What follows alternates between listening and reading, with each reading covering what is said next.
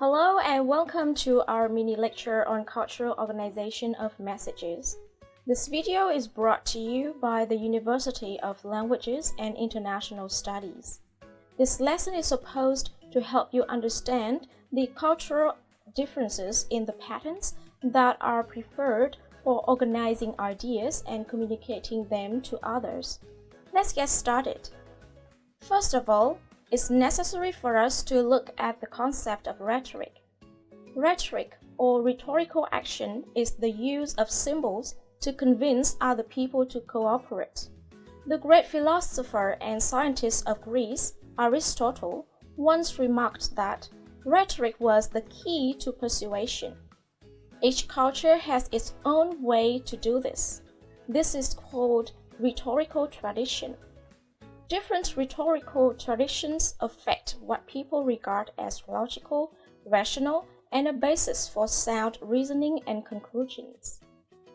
As a result, rhetorical tradition decides a culture's preferences in organization of messages in writing and in public speeches.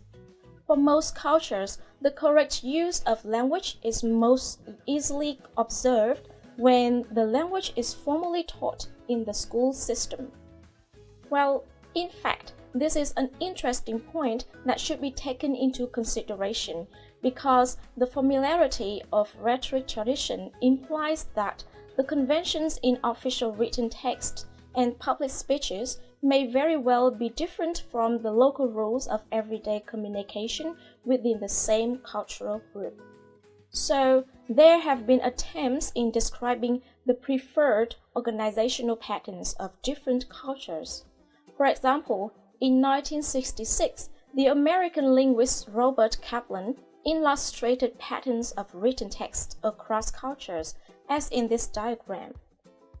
As you can see and reflect, Vietnamese written text tends to follow a typical spiral pattern of Oriental cultures. Meanwhile, it is common that in English, written texts are supposed to be linear and straight to the point, especially in academic writing. One important difference in organizational structure relates to languages that are speaker responsible versus those that are listener responsible. For example, in English, which is a speaker responsible language, the speaker is expected to provide the structure and therefore much of the specific meaning of the statements. Meanwhile, in many other languages which are listener responsible, speakers need to indicate only indirectly what they want the listener to know when the conversation is over. The listener is forced to construct the meaning based on shared knowledge between the speaker and the listener. Now, I guess you definitely know if Vietnamese is speaker or listener responsible language, don't you? So, in general, when talking about organizational structure, we often associate it with its components, namely the thesis statement, the paragraph, the development of the main points, and the overall organizational pattern. Now, let us carry out a brief contrast between English and some Asian languages such as Vietnamese, Chinese, Hindi, Urdu, and so on. Based on our knowledge and teaching and learning experience, we can easily see the differences. In English, the thesis statement, which is the central organizing idea of the speech or essay, is clear and specific. Speakers and writers must present their idea in a straightforward manner and in opening paragraph of an essay or in the beginning of a speech. The paragraph is the fundamental organizational unit of written English, which is composed of sentences and expresses a single idea. The paragraph has a topic sentence at the beginning which provides a straightforward presentation of the main idea. In English, the development of main point emphasizes the unity between the topic and the supporting ideas, arguments, and examples. The overall organizational pattern is linear. Meanwhile, in some Asian languages, the thesis statement is often buried somewhere in the passage. In written text, a passage may contain different units of text, and the topic is circled to imply its domain. Before coming to the thesis, Asian writers tend to provide minor contextual points, and their organizational pattern is non-linear. You might be a star negotiator in your own country, but in today's global economy, your skills may not automatically translate to other cultures. For instance, in some cultures, it's entirely appropriate to show emotion during a negotiation, to raise your voice, laugh passionately, or even put a friendly arm around your counterpart. In others, this much expression not only feels intrusive or surprising, but may be viewed as immature or unprofessional. Then there's open disagreement. Negotiators often assume that more expressive cultures are also more confrontational, but that isn't always the case. In some countries, such as France and Israel, emotions pour out, including disagreement. But for other very expressive cultures, such as Brazil, Mexico, and Saudi Arabia, open disagreement could be seen as insulting. Some less expressive cultures, such as Denmark, Germany, and the Netherlands, see open disagreement and debate as positive and necessary, as long as it's expressed calmly and factually.